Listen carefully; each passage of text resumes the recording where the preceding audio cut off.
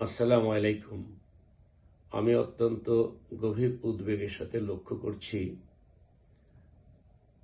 দু একটি মিডিয়া খবর প্রকাশ করেছে যে আমার বিরুদ্ধে অভিযোগ ওঠার পরে আমি সস্ত্রীক বিদেশে পালিয়ে এসেছি, যা মিথ্যা, বানোয়াট, ভিত্তিহীন এবং উদ্দেশ্যপ্রণোদিত। মূলত হৃদরোগের চিকিৎসার জন্য ডাক্তারের পূর্ব নির্ধারিত সময় অনুযায়ী আমি চিকিৎসার জন্য দেশের বাইরে এসেছি। চিকিৎসা শেষে আমি আগামী 22 তারিখে দেশে ফিরব ইনশাল্লাহ।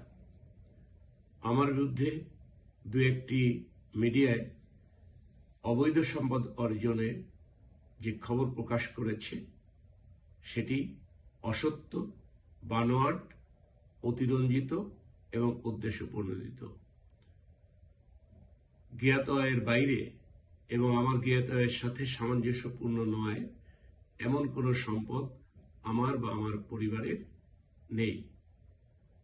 মূলত একটি চিহ্নিত মহল দেশের বাইরে থেকে এবং দেশের ভিতরে থেকে এই ধরনের অপপ্রচার করছে, আমাকে হেয় করার জন্যে, সামাজিকভাবে আমার এবং আমার পরিবারের মর্যাদা ক্ষুণ্ণ করার জন্যে, তাদের হীনস্বার্থ চরিতার্থ করার জন্যে আক্রোশমূলক এই ধরনের মিথ্যা অপপ্রচার চালিয়ে যাচ্ছে।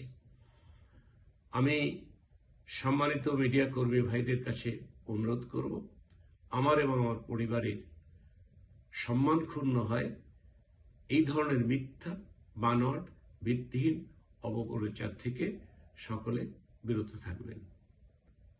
আসসালামু আলাইকুম ওয়া রাহমাতুল্লাহি ওয়া বারাকাতুহু।